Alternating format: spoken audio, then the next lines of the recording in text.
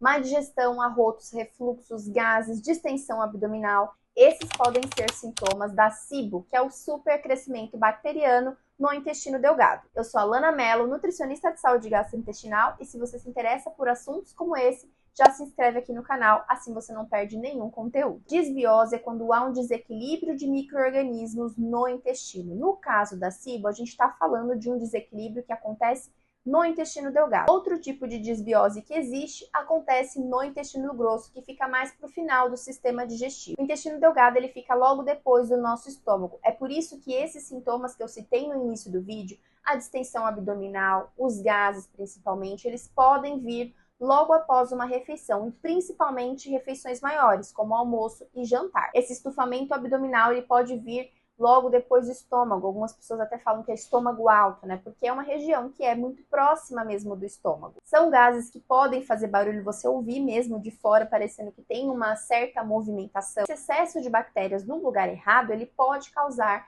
algumas alterações no funcionamento do intestino, como, por exemplo, prender demais o intestino ou soltar demais o intestino. É muito mais comum pacientes que tenham sintoma de diarreia, mas também pode acontecer da pessoa ter constipação. Além desses sintomas físicos, algumas carências nutricionais também podem acontecer, como, por exemplo, baixa de ferro, de vitamina B12, de vitamina D. Isso pode acontecer tanto por essas bactérias se aproveitarem ali dos nossos nutrientes, também porque pode ter uma interferência na absorção desses nutrientes. As causas da SIBO são muito parecidas com as causas de uma disbiose comum de intestino grosso. Pode ser por conta de uma má alimentação, que facilita o crescimento dessas bactérias, pode ser por conta, às vezes, de alimentos mal higienizados, que podem trazer mais bactérias também para o intestino. Às vezes também pode acontecer por conta de uma má digestão causada pela baixa acidez do estômago. A acidez do nosso estômago, além da função de fazer a digestão,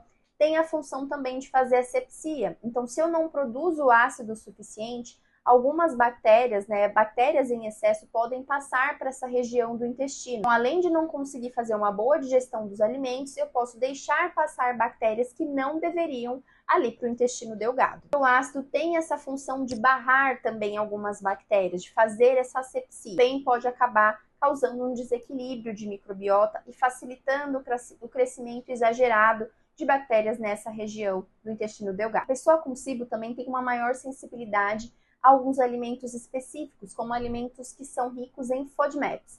FODMAPs são carboidratos altamente fermentáveis. Couve-flor, feijão, alho, cebola, manga, melancia, brócolis são alguns alimentos que contêm esses FODMAPs. E normalmente as pessoas que têm SIBO relatam desconforto ao consumir esse tipo de alimento. Isso acontece porque a gente naturalmente já tem um pouco mais de dificuldade de fazer a digestão desses FODMAPs, algumas pessoas mais, outras menos. E como são alimentos que a gente não consegue fazer essa digestão, quem faz essa digestão, na verdade a fermentação, são justamente as bactérias. E num ambiente que já tem um número aumentado dessas bactérias, como é o caso da SIBO, essa fermentação ela pode acontecer em excesso. E é aí que vão aparecer todos esses sintomas que eu falei inicialmente. Então não é que esse tipo de alimento cause a SIBO, mas no momento em que você está com esse excesso de bactérias, esses alimentos podem sim ser um problema, porque podem te causar mais desconforto. Como que faz então para você descobrir se você tem SIBO? Existe um exame chamado teste de hidrogênio expirado. Como que funciona esse teste? Ao chegar no laboratório para fazer esse teste, eles vão medir o seu hidrogênio através de um aparelhinho que você vai soprar. Depois disso, você vai tomar uma solução, de tempos em tempos você vai soprar esse aparelho de novo. E ali vai ser medido novamente o hidrogênio que você expirou. Por que isso? Porque existem bactérias que são produtoras de hidrogênio. Uma vez que você tem aumento da quantidade de bactérias que produzem esse hidrogênio, na hora que você expirar ali no aparelho, essa quantidade vai ser além da normal. É importante dizer que esse teste só vai dizer se você tem um supercrescimento bacteriano desse tipo de bactéria, que produz hidrogênio. Existem outros tipos de bactérias que produzem sulfeto de hidrogênio, por exemplo. Existem também arqueias que produzem metano, e isso a gente não consegue identificar através desse exame. Hoje, aqui no Brasil, a gente só tem acesso ao exame que vai medir o hidrogênio expirado e não esses outros tipos de gás. Mas além do resultado ali do exame ser positivo ou negativo, também é avaliado se você teve algum sintoma durante ou depois do exame. Por que se faz isso? Porque o seu exame para SIBO pode ter dado negativo, mas como eu falei, existem bactérias produtoras de sulfeto de hidrogênio ou mesmo arqueias que produzem metano, e se o seu tipo de desbiose de intestino delgado for esse, a gente não vai conseguir identificar pelo exame, mas às vezes pelos sintomas o médico pode avaliar e acabar te tratando como se fosse alguma dessas condições. Claro que esse diagnóstico é feito pelo médico. O nutricionista ele pode até pedir o exame, eu peço para os meus pacientes também. Mas quando o exame vem positivo, a gente não dá esse diagnóstico para o paciente, a gente vai encaminhar para o gastro dele, para o gastro fazer o diagnóstico, vai avaliar esse paciente além do exame, mas também a história clínica desse paciente, os sintomas, e então chegar no diagnóstico. Além do teste de hidrogênio inspirado, também é importante fazer exames de sangue, até para poder avaliar se tem alguma carência nutricional. Como tratar, então, a SIBO? O tratamento para SIBO, em alguns aspectos, se assemelha muito ao tratamento de uma disbiose de intestino grosso. É algo muito importante que diferencia muito o tratamento de uma disbiose comum de intestino grosso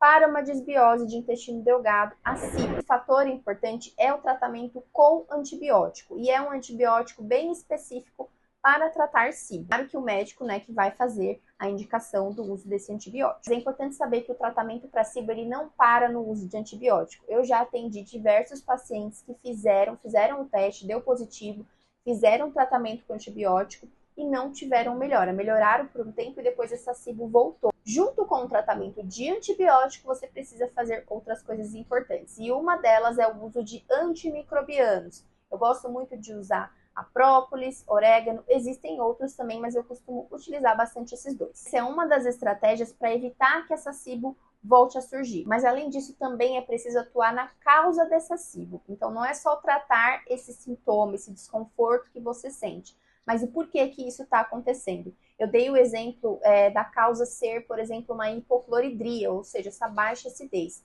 Se esse for o seu problema, o uso, por exemplo, de cloridrato de betaína, caso você não tenha gastrite ou úlcera, ele é muito bem-vindo porque ele vai ajudar a estimular essa produção de ácido. Para algumas pessoas também o uso de enzimas digestivas podem ajudar, porque se você digere melhor esse alimento, você deixa menos alimento para essa bactéria fermentar. Usar suplementos que atuem na barreira intestinal também é importante, porque essa barreira intestinal, com tudo isso que está acontecendo por conta da SIBO, ela pode ficar fragilizada.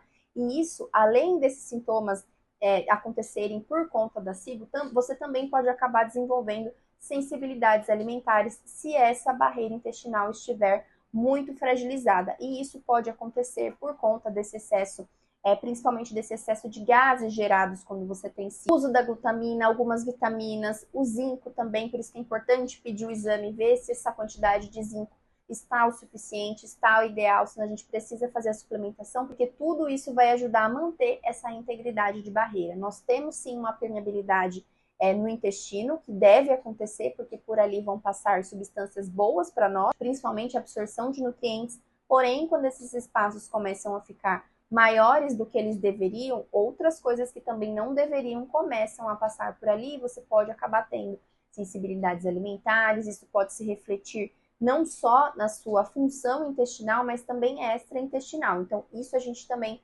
precisa trabalhar quando se tem SIBO. E claro que não poderia faltar a alimentação, que faz parte desse processo. A alimentação, nesse caso, precisa ser baixa em fermentação. Então, esses alimentos que eu falei que são FODMAPs, carboidratos altamente fermentáveis, a gente vai restringir por um período, que a gente consiga acalmar esse intestino, que a gente consiga tratar e para gerar menos desconforto. Depois a gente pode reintroduzir esses alimentos novamente, mas nesse momento que a pessoa está em crise, está no começo de um tratamento, o ideal é que a gente faça a restrição desse tipo de alimento. Além de tirar esses estímulos que vão gerar mais fermentação, nesses alimentos que vão gerar fermentação, eu também preciso fornecer alimentos que tornem esse ambiente intestinal mais saudável. Apesar da retirada desses alimentos que fermentam mais, e entre esses alimentos, sim, existem alimentos saudáveis, inclusive, mas existem outros também alimentos saudáveis que não fermentam e que a gente precisa colocar nesse momento para deixar esse ambiente mais saudável. E como eu falei,